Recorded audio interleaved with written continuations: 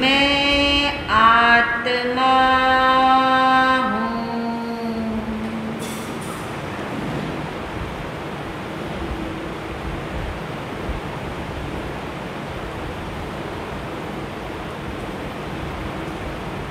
मैं आत्मा ही हूँ।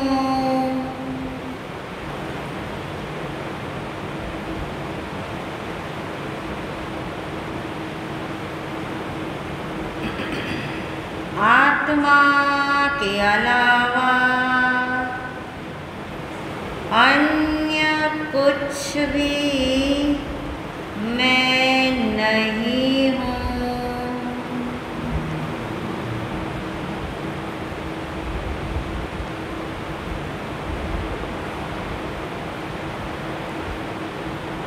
मैं शुद्ध आत्मा हूँ। मैं शुद्ध आत्मा हूँ।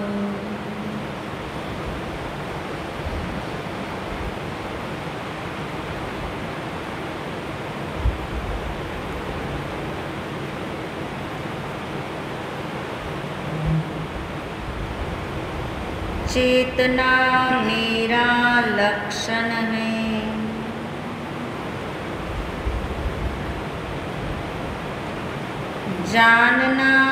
जानना मेरा कार्य है।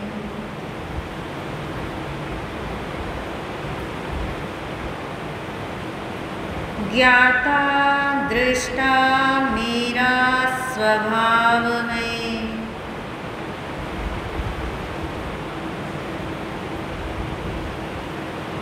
इसलिए मैं ज्ञान स्वरूपी आत्मा हूँ।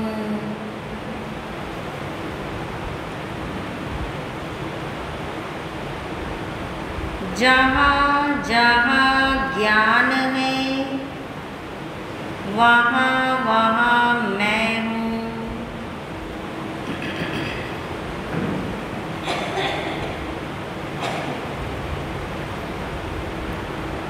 इस शरीर में ज्ञान नहीं है। ये शरीर जिस पुद्गल परमाणु से बना है उसमें भी ज्ञान नहीं है।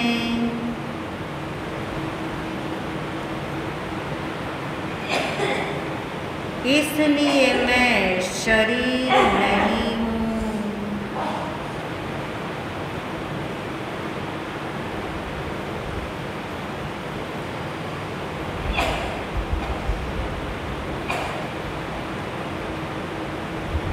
जहाँ जहाँ ज्ञान है वहाँ आत्मा के अनंत गुण हैं।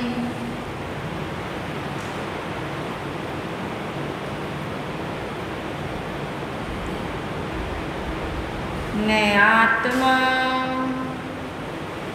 अनंत गुणों का घन पिंड हूँ।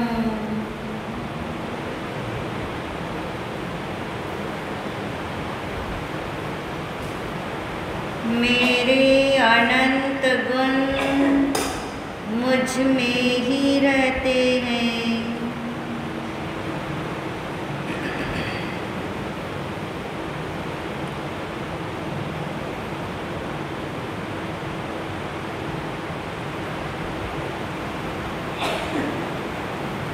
मेरे अनंत गुण मुझ में रहकर ही अपना कार्य करते हैं। इसलिए ज्ञान बाहर नहीं है, ज्ञान अंदर है, आत्मा में है। ज्ञान आत्मा का गुण है।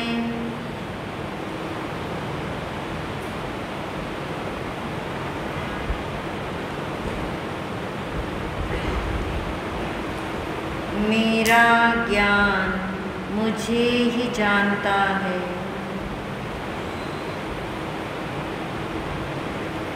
मैं ही ज्ञाता हूँ, जानने वाला हूँ।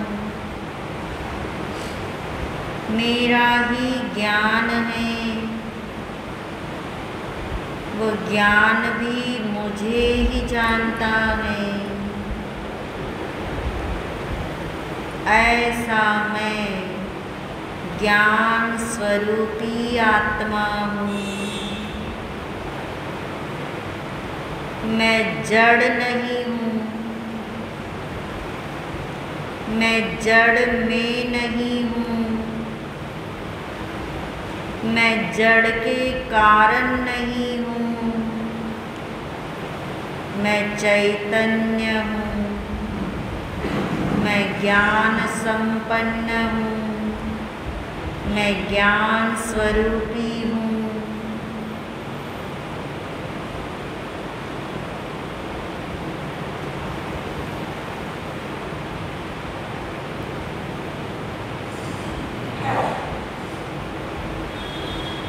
मैं जड़ के संग रहने पर भी जड़ नहीं होता। मैं चैतन्य हूँ, चैतन्य स्वरूपी हूँ। इस भाव से अपने को बारंबार भावित करें।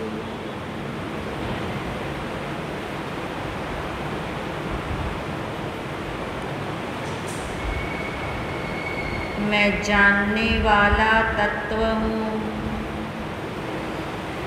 मैं ही ज्ञान हूँ, मैं ही ज्ञाता हूँ, मैं ही जानने में आता हूँ।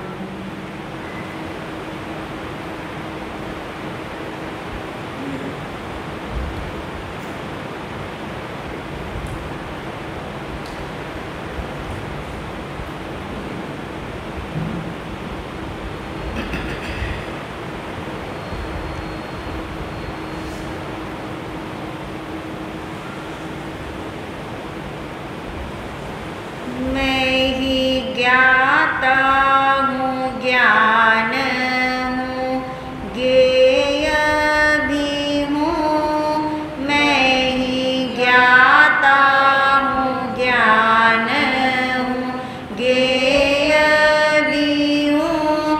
ज्ञान के बिना मैं तो कहीं भी नहीं हूँ। ज्ञान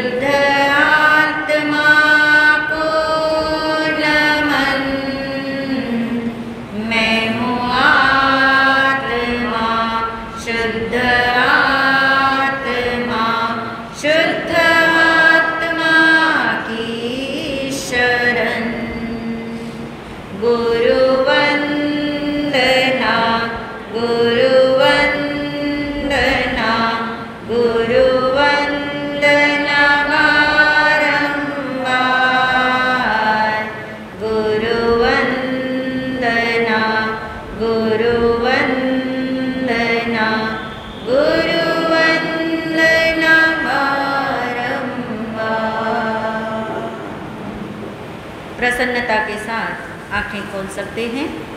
परम श्रद्धेय परम उपकारी महाराज श्री के चरणों में अनंत वंदन नमन।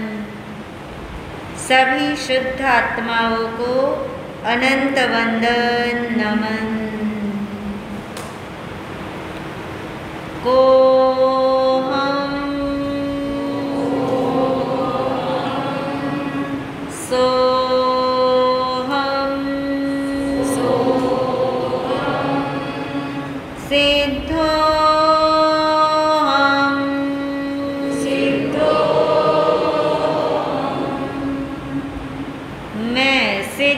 भगवान जैसा ही शुद्ध आत्मा हूँ। ये सुनने के बाद क्या आपके भीतर में ऐसा भाव जागा या जागेगा कि जैसा तीर्थंकर परमात्मा ने बताया? कैसा बताया?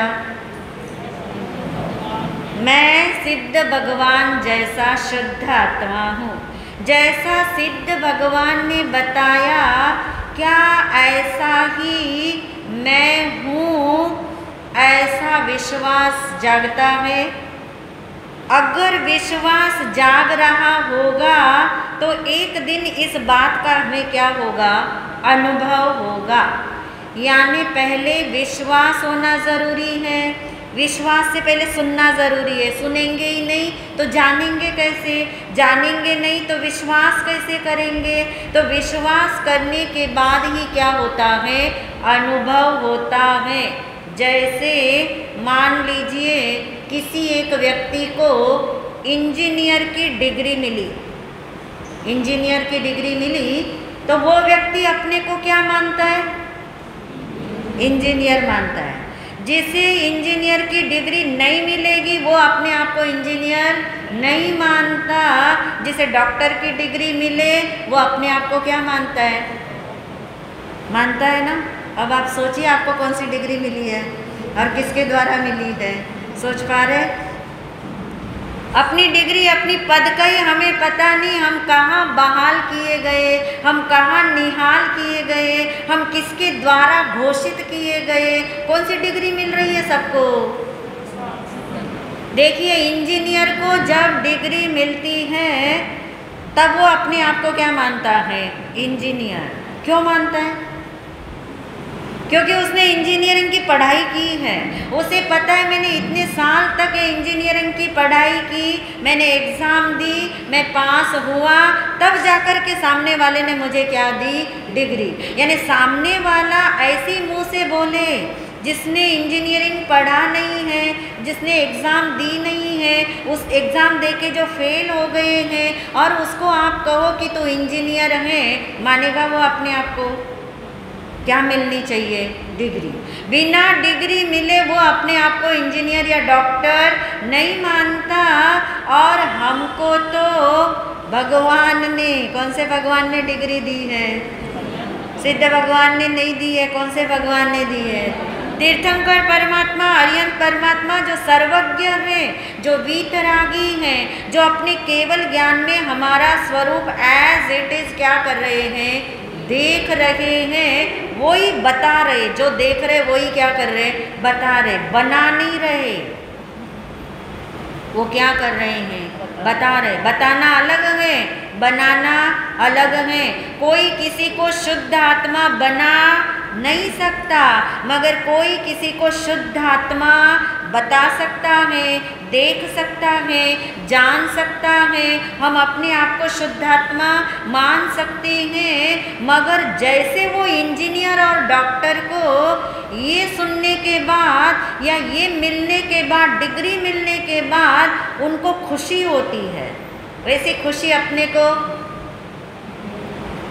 वो तो फिर जब मैं खुशी बोलूँ, प्रसन्नता बोलूँ, आह्लाद बोलूँ, फिर आपको ज़बरदस्ती मुस्कान या प्रसन्नता आती हो नहीं आती हो मैं नहीं जानती, मगर कभी चेक करना अपने अंदर, चेक करना कि मेरे भगवान ने, तीर्थंकर परमात्मा ने यूं ही नहीं, ऐसे ही नहीं बोल दिया। जैसा देखा वैसा बोला, जो देखा वो बोला। जो देखा यानी मुझे शुद्ध आत्मा उन्होंने देखा तो उन्होंने बताया, ऐसे ही नहीं बता दिया।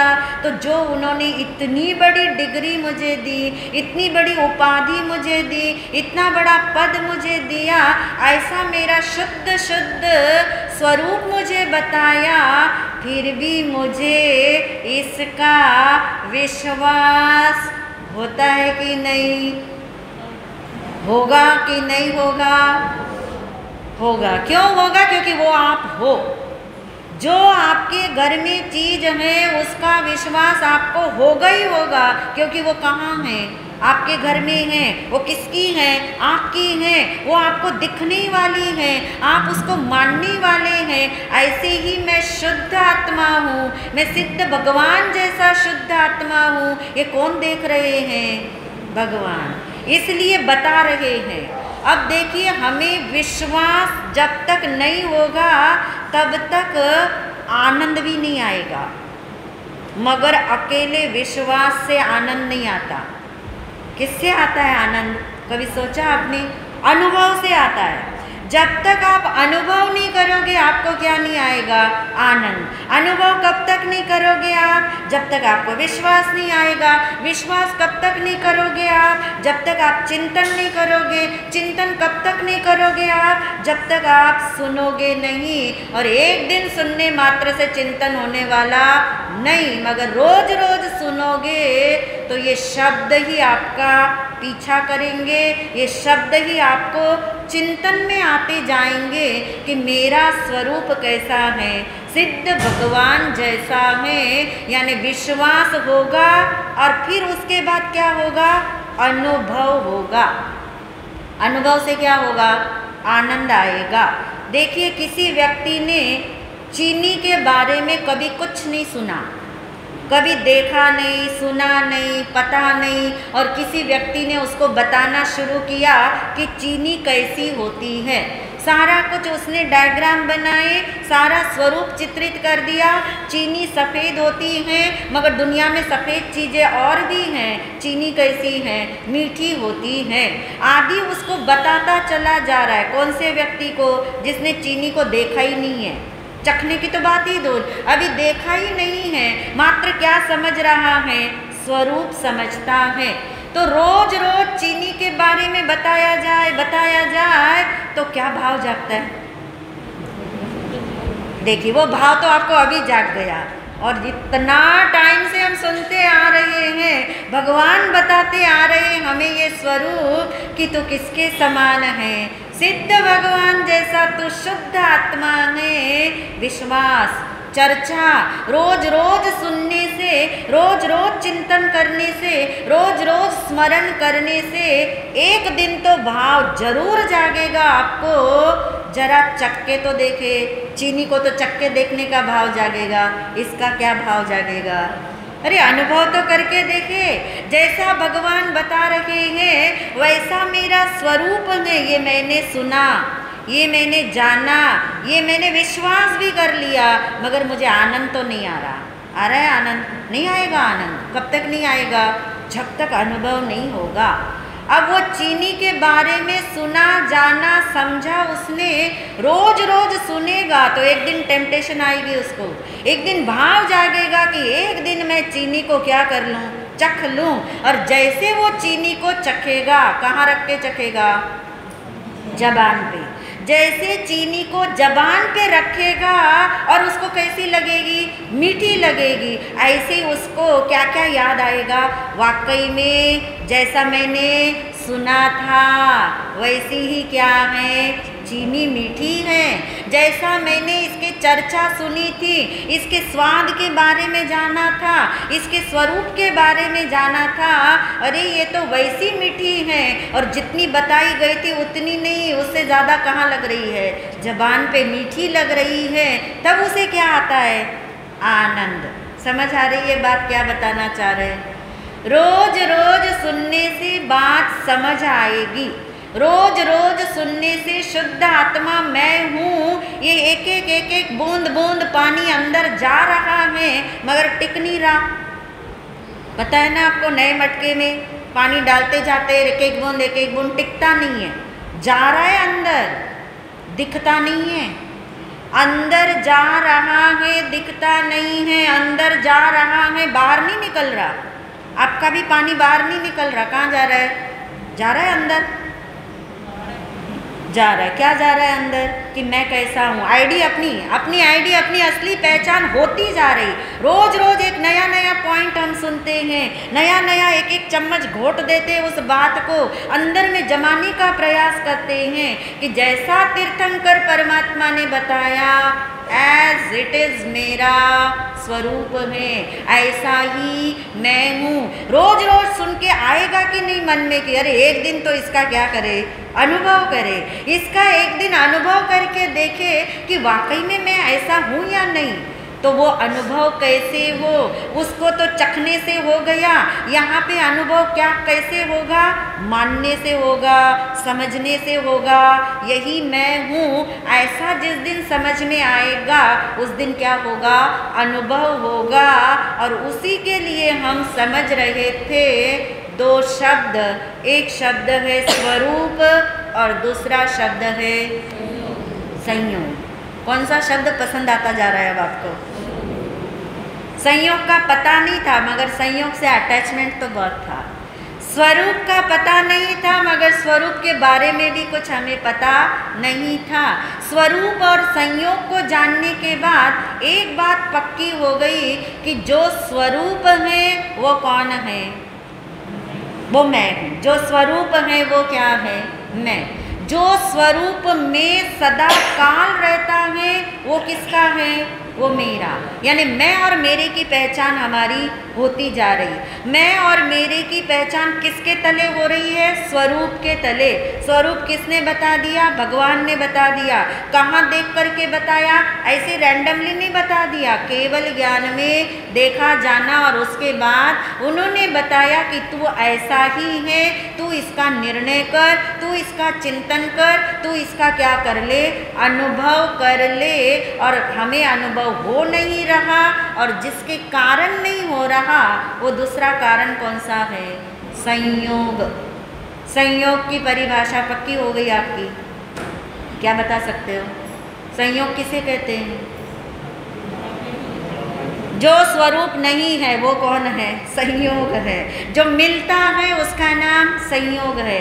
जो सदाकाल नहीं रहता उसका नाम संयोग है। जो एक दिन मुझसे जुदा हो जाता है उसका नाम संयोग है। जो अभी के अभी मुझसे भिन्न है उसका नाम भी क्या है, संयोग है।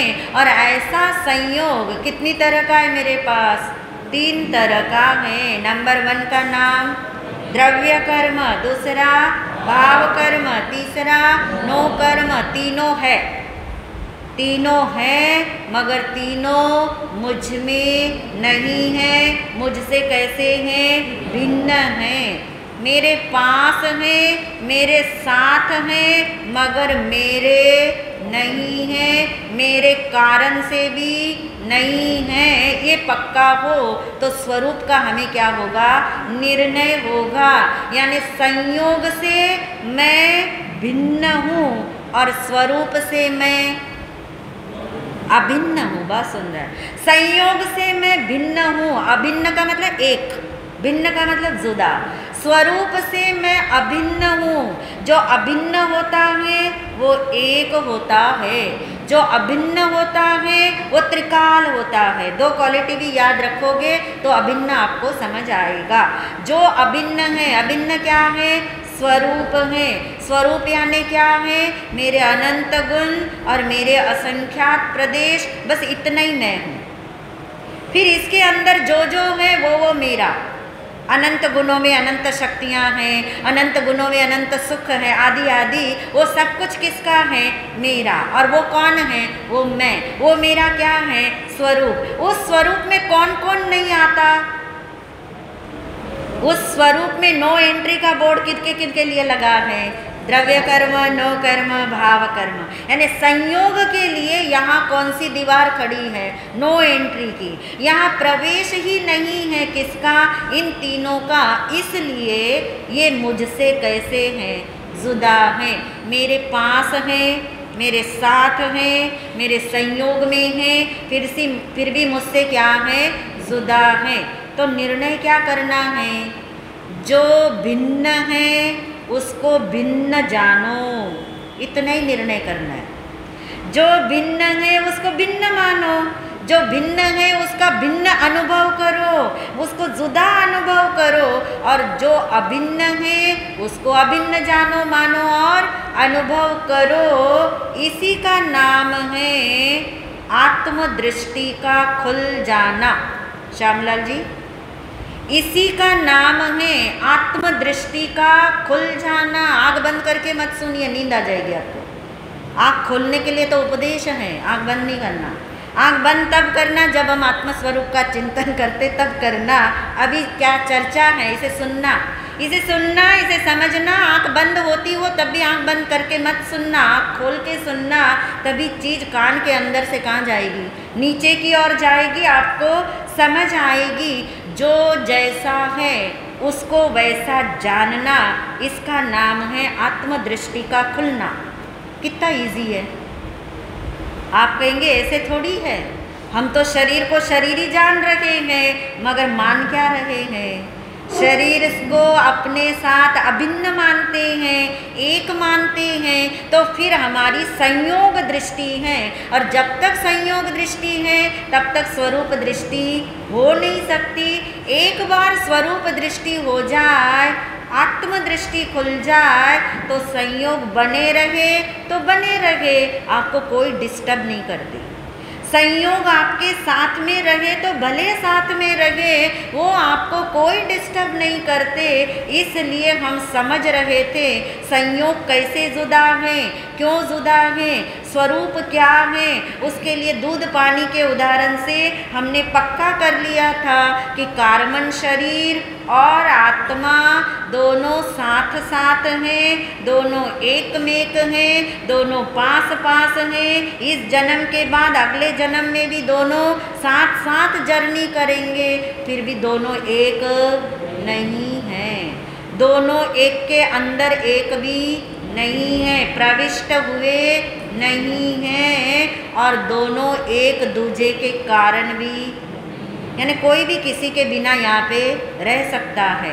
कार्बन शरीर यानी कर्म यानी पुद्गल परमाणु इस आत्मा के बिना रह सकते हैं, और आत्मा भी इनके बिना रह सकता है। इसलिए दोनों सदा के लिए जुदा ही है। यहाँ तक निर्णय हो गया। अब आगे चलेंगे। जैसे दूध और पानी एक में एक दिखते हुए भी जुदा है, और उसको जुदा प्रोसेस करने का, जुदा करने का भाव किसके भीतर जागेगा? दूध पानी की बात कर ले पहले, फिर आत्मा और कार्बन शरीर की करेंगे। दूध और पानी घुले मिले हैं, एक में एक हैं, आपके सामने रखे हैं। एक व्यक्ति और भी खड़ा है, आपको पता है कि दूध पानी एक में एक दिखते हुए भी एक नहीं है। दूसरे व्यक्ति को ये चीज़ पता नहीं है। किसके भीतर भाव जागेगा? क्या करने का? कि दूध दूध ही मैं ग्रहण करूं, मुझे पानी नहीं चाहिए, मुझे पानी वाला दूध नहीं चाहिए। भले इस दूध के अंदर मिला जुला कौन है? पानी है। तो किसके भीतर भाव जागेगा? जिसे पता होगा। किसे क्या पता होगा कि दूध पानी क्या है? एक मेक है, मगर एक। जिसे इतना ही पता होगा कि दूध पानी एक मेक है, वो सोचेगा कोई बात नहीं, क्या कर लो, पी लो। क्या होगा? दूध मेरे लिए काम आएगा, पानी मेरे लिए काम नहीं आएगा। जो भी सोच सकता है वो पी लेगा, क्योंकि उसे इस बात का पता ही नहीं कि दोनों एक नहीं है। तो भाव किसके भीतर जागेगा? कार्बन शरीर और आत्मा दोनों एक में एक है। और कब से है? अनादिकाल से। अनादिकाल से ये एक में एक है, मगर एक नहीं है। ये जिसे पक्का होगा, ये जिसको भरोसा पड़ेगा, ये जिसको अंदर में विश्वास हुआ होगा, वो पानी वाला दूध पिएगा। वो इसे क्या करना चाहेगा? जुदा। क्योंकि वो क्या है? जुदा। वो जुदा है, ये उसे पता लग गया। जिसे ये पता लग गया वो ये जुदा करने की सोचेगा, दूसरा व्यक्ति जुदा करने की सोचेगा ही नहीं, क्योंकि उसने तो क्या माना है? एक ही माना है। अब आ जाइए अपने ऊपर।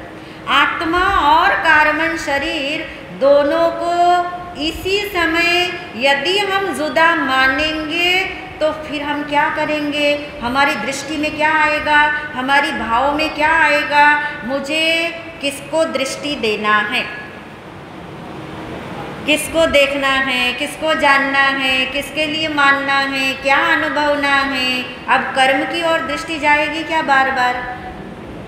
क्या समझ आ गया? अब वो मुझसे जुदा है। अब तक क्या होता था? कुछ भी हो जाए, धर्म स्थान में भी मन ना लगे, क्रियाओं में, धर्म क्रियाओं में भी मन ना लगे, तो कहाँ नजर जाती है हमारी? कर्म पे। आप अपने को नोट करिए, 24/7 हमारी नजर कहाँ अटकी हुई है? कर्म पे, कर्म के उदय पे, कर्म को कोसने पे, कर्म से शिकायत करने से, ये कर्म का भार मुझे दुखी करता है ये मानने से, यानी कर्म कर्म कर्म। आत्मा एक बार भी याद आ रहा है? नहीं। इसके लिए आत्मदृष्टि की जरूरत है। कर्म की दृष्टि, संयोग की दृष्टि अनादिकाल से चल रही है, मगर ये कर्म की दृष्टि छूटे कैसे?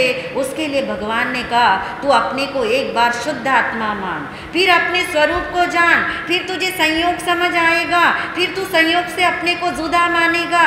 जब संयोग से अपने को जुदा मानेगा तो तेरी दृष्टि कहाँ आनी शुरू हो जाएगी? आत्मा की तरफ। और जो ऐसा नहीं मानेगा, अब तक हमने ऐसा नहीं माना, नहीं जाना था, तो क्या हो रहा था उसकी भी चेकिंग करें। क्या हो रहा था? किसके बिना? कि कर्म मुझसे जुदा है ये माने बिना, कर्म मेरे संयोग में है ये माने बिना, कर्म आत्मा के अंदर में प्रविष्ट नहीं हुए ये माने बिना, मेरा अस्तित्व कर्मों के कारण से नहीं है ये माने बिना। क्या हो रहा था आज तक? कर्म पे दृष्टि तो जा रही थी, वो हमने बताया। यानी आत्मा और कार्बन शरीर को जब हमने एक मान रखा था, तो याद रखिए आज तक, अभी तक और अभी भी हम कर क्या रहे हैं? कर्म ही कर रहे हैं। ये बात और है कि अशुभ कर्म नहीं कर रहे। कौन से कर्म कर रहे हो? कौन से कर्म कर रहे हो? शुभ कर्म। पर कर तो क्या रहे हो? कर्म। कर्म ही कर रहे हैं और ये मान के कर रहे हैं। शुभ कर्म यानी पुण्य, पुण्य कर्म, शुभ कर्म ये मान के कर रहे हैं कि मेरा क्या हो रहा है? धर्म हो रहा है। ये मिथ्यात्व की पुष्टि हो रही थी। कर्म को धर्म मान रहे थे। कैसे मान रहे थे? अशुभ कर्म को तो कोई धर्म नहीं मानता, पर शुभ कर्म को क्या मानते हैं? मानते ही कि नहीं मानते?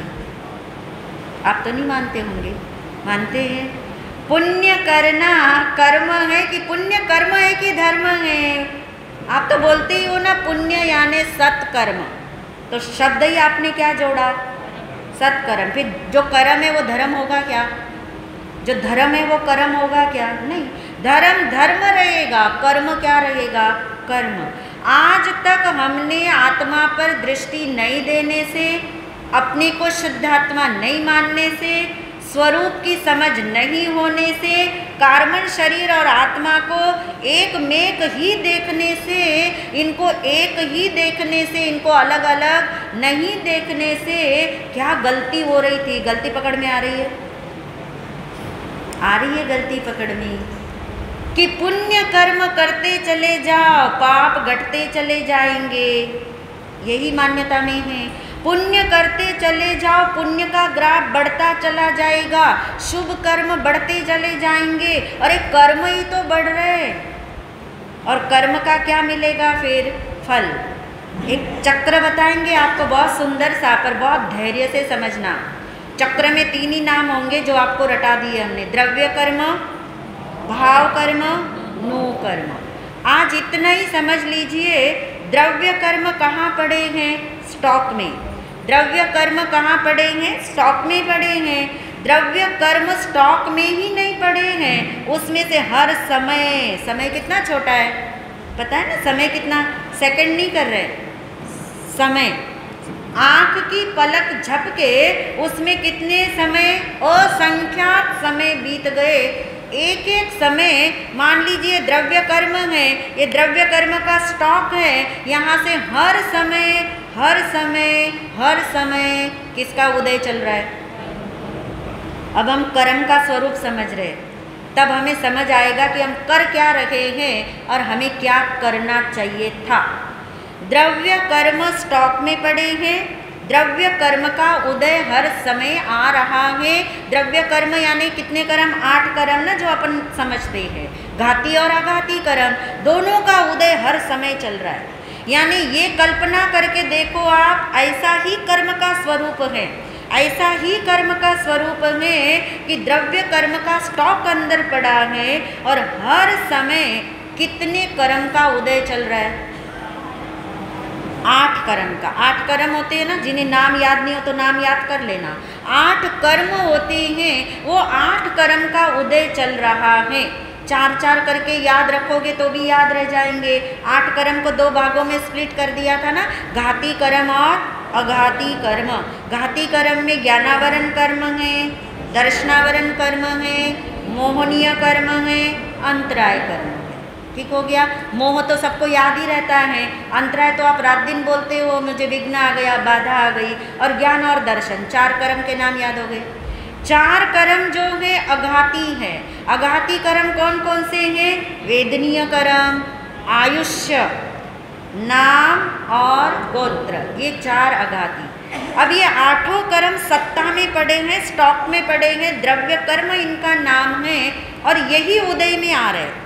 एक एक समय में मान लीजिए पाइपलाइन लगी हुई है, एक एक समय में क्या आ रहे हैं? 8 की 8 एक साथ 8 की 8 उदय में चल रहे। उदय में यानी फल मिल रहा है इनका फल मिलता है। इनका फल मिलना यानी क्या मिलना?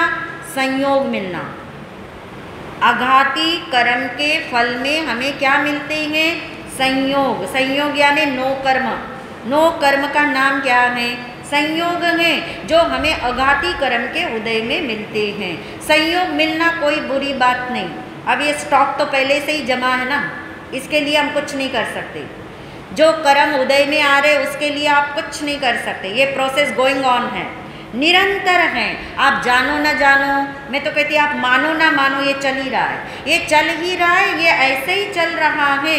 अब होता क्या है?